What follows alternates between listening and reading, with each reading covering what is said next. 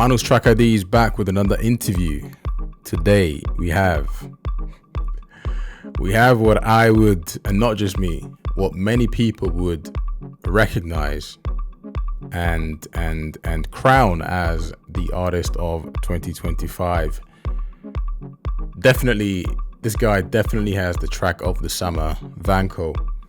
Vanco is on the line for an interview with us, talking about everything, not just Tnsani, of course, but music production, him getting started, his sound, him making his own samples. We've talked about everything in about 20 minutes or so. A very quick catch up with the one and only Vanco. Enjoy. Okay, bro. Listen, let's get into it. We've got Vanco on the line. I think, bro. I think this is a fact at the moment. Hottest song of the summer. How does it feel? And gratitude, I mean, behind the cameras, we've had this chat. It's Yeah. it's beyond, yeah, man, my wildest imagination. I'm super grateful. That's all I can say. So in the south, we say, uh, "Udila nabantu baphezulu." So meaning that the higher powers, those are the people we're dealing with. Yeah, that's all I can say. Talk to me about the timing of it in respect to your career. Like the song coming now, is there a wider meaning that you felt? Is there, the stars aligning, you know, type of energy that you felt with that success that you're seeing now? Um, to be frank with you, yeah, I think 2023 December, I was having a chat. The last person I had this chat with was obviously my close friends, my special somebody, and. But I remember just before New Year of 2024, before water, I sat down. I could feel something, and to be honest, I'm well surrounded, as you know, and my manager, Dumi, that I work with right now, bro. Dumi's the biggest hype man. I don't know what the future holds for us, but he's very sharp. He's on my corner every day, every minute. So he's always like making sure that I'm mentally strong, I'm motivated, I'm inspired, and all those kind of things. So I could fill it in. Also, he's busy championing me. It's like, bro, you the shit, bro, you the one. And I think Hoya, to be honest, was my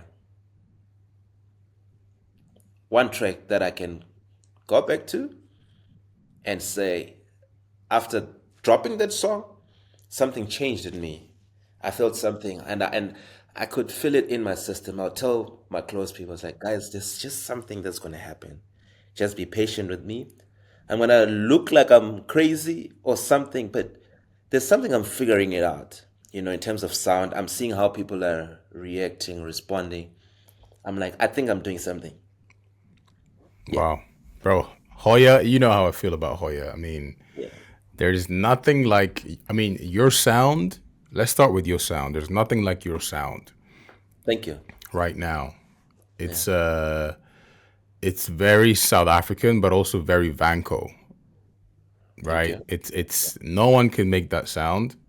But yeah, when Hoya came out, of course, it had that Yoruba vocal, which Afrobeats and that type of vibe. For me, it's always works.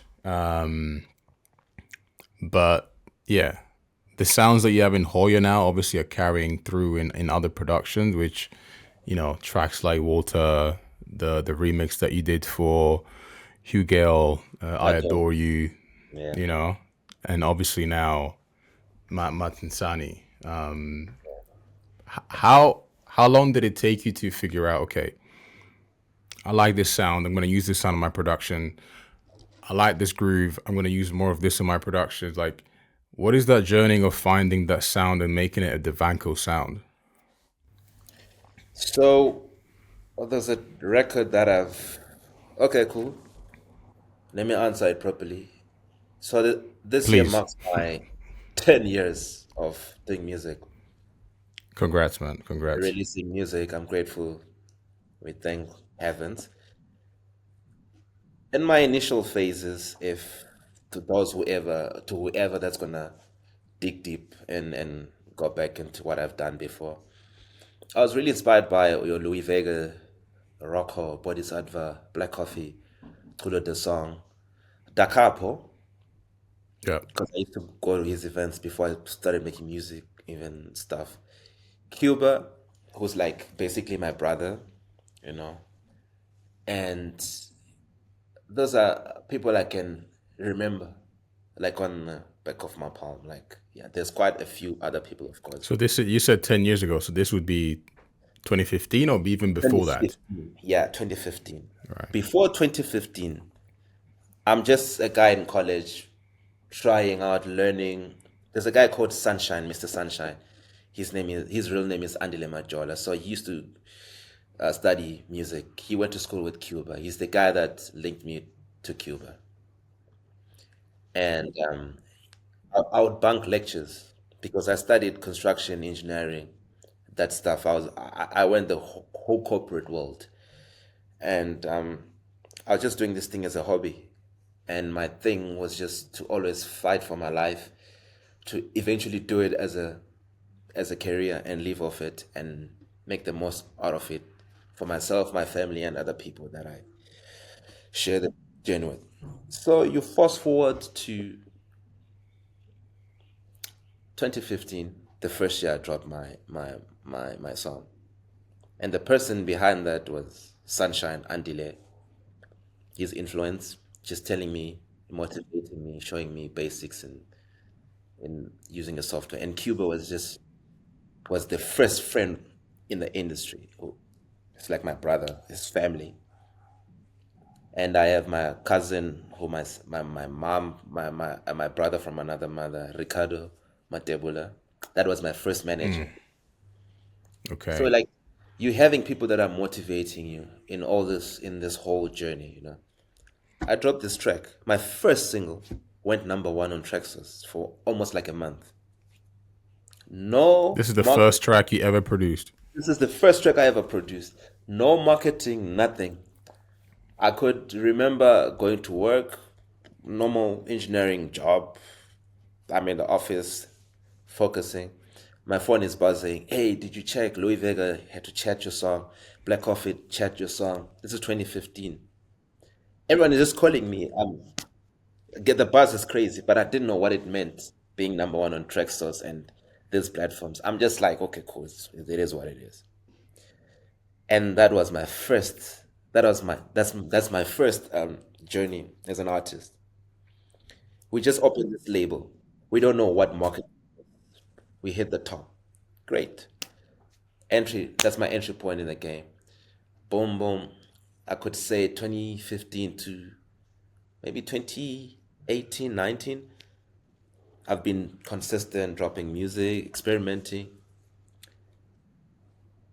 I finally became confident in what I was doing at that point in time, like 2018. Then I dropped a song, Luto. I don't know if you've heard of that song, Luto. Probably not. Or Yana Pula. I need to go back in the catalog, man. I need to refresh. Luto and Yana Pula. Those were like, they were like hitting hard. And Nati was playing it Tomorrowland. Temba, they were rocking that tune at High, Ibiza, and Mykonos, all these places, you know. So I could safely say, since 2018, all my tunes have been banging in Ibiza. So it became normal for me, like, okay, 18, 19, 20, 21. I always have a tune that Nati and other big DJs, Temba, Jeff, whoever that's prominent at that time, they're supporting it. Yeah. And then fast forwarded to 2021 when I lost my files, all of it, whatever I've done before 2021, gone. Samples gone, everything gone. The hard drive crashed. That's when the new Vanco came with the new sound Hoya. And it took me about 2, 3 months to recover from that. But I was surrounded by the right people that were supporting me at the same time. Mario, Bedbox, AVG, Dumi, my new manager, cool Wow. producers around me. Yeah, then I started building samples and making my own sample. Okay, so you're saying Hoya, that is the switch. Yep. Wow. Okay. So you lost all your files, bro. What does that mean? You just opened your laptop one time and everything was just gone. They were in a hard drive, external hard drive. But Yeah, we come yeah. from that external hard drive vibes. And I remember Bedbox was telling me, mate, you need to move your stuff to Dropbox or online stuff. I didn't really believe in this stuff. I was like, nah, bro. I was still putting my stuff on a hard drive, kept dropping Back it that thing, up, back it up. Right. back it up, have another backup. And then I done a song called Cele. I don't know if you know Cele, but you Yeah, guys call of it Zele. course. Big track, big track. Yeah. Zele drops. Then after, because I made Cele, you guys call it Zele, but in our language we call it Cele. Cele and Hoya Really? were made, yeah, Cele, were made in the same file vibes in a way. So, and then I lose, Okay. Cele was the first, and then I lost all those files and samples. So Hoya was basically replicating those. So that was the reference in building all the sample packs and everything sound wise. Jeez. And you mentioned something just now. You make your own samples. Yeah.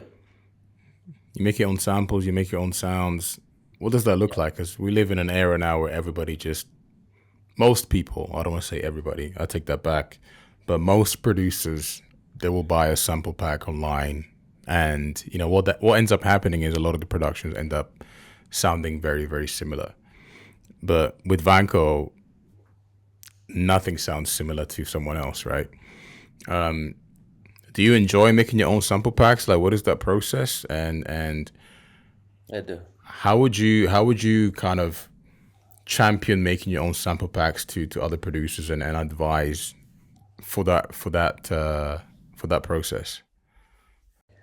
It needs to come natural. You need to feel it, you need to hear it. So my process is if I feel like I want to use a shaker, I'll combine an existing shaker with a natural shaker, find a balance. So I usually combine already existing samples with my own one and put like distortion and this other kind of machines because I like dirty sound, something that sounds like I can hear this live.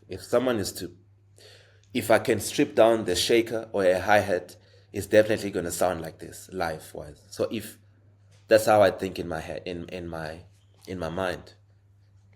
Yeah. So it's just a feeling, to be honest. I'm just chasing a feeling.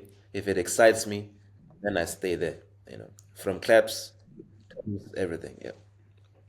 I remember the first time you and I had lunch together in Berlin, and you kept saying Yeah. this, about feeling. It has to feel right. It has to feel natural, Yeah. and I was listening and I was like, okay, I get it. But as I get to know you and as I get to know more artists, it really comes down to feeling, but also it's like a balance of like feeling and patience, right? Because you can't rush the process. And when the feeling comes, it's like, yeah, this is what I'm talking about. You can't really explain it, but it's like when you feel it, right? Yeah. So it's yeah. I think artists sometimes you're having conversations and you're like, man, I don't understand what you're saying, but until you kind of share that experience with them, right? Yeah. I always thought that was very, very interesting. But bro, very randomly, I want to ask you about Pumua because for me, Pumua is one of my favorite tracks from Vanco. Me too, bro. No, no, listen, but Yeah. something about this track is so underrated, but also quite straightforward. I think arrangement wise. So Thank you. was this track made before you lost the files or after? After. Okay, so this was made after. So when you listen to Pumua, there's the kalimbas.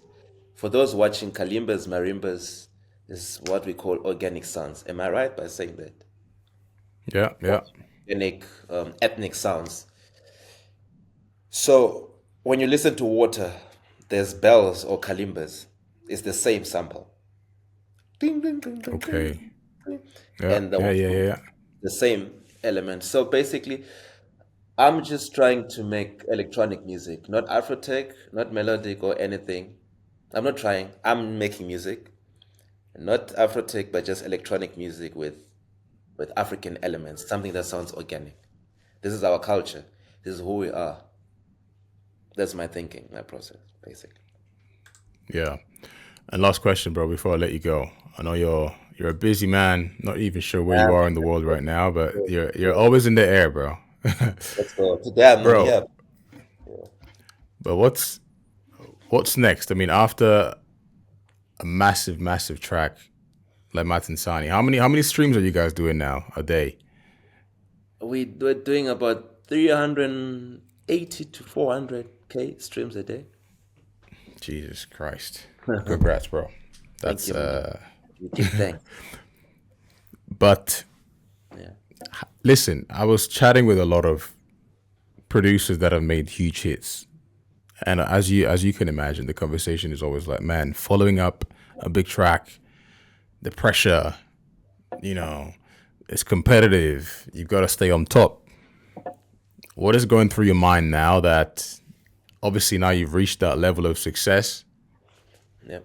with Tnsani and it's such a viral sensation, right? I mean, every day you're probably getting 1,000 new TikToks made for the track. True.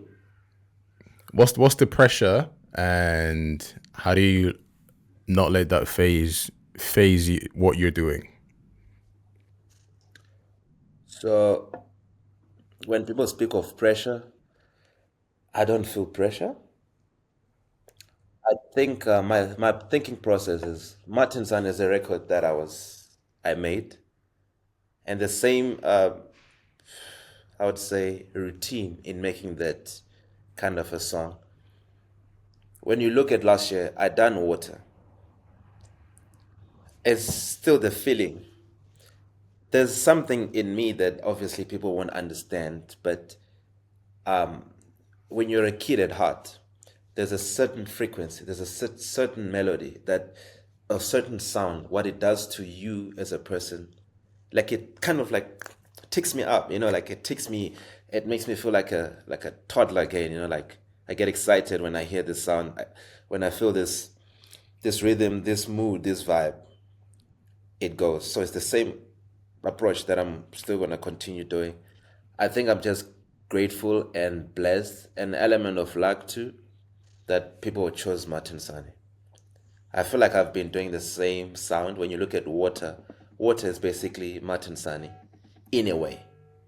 Certain sounds, if you trace back, and I like that dark. We have had this chart between me and you. That dark, but exciting, but groovy, but African.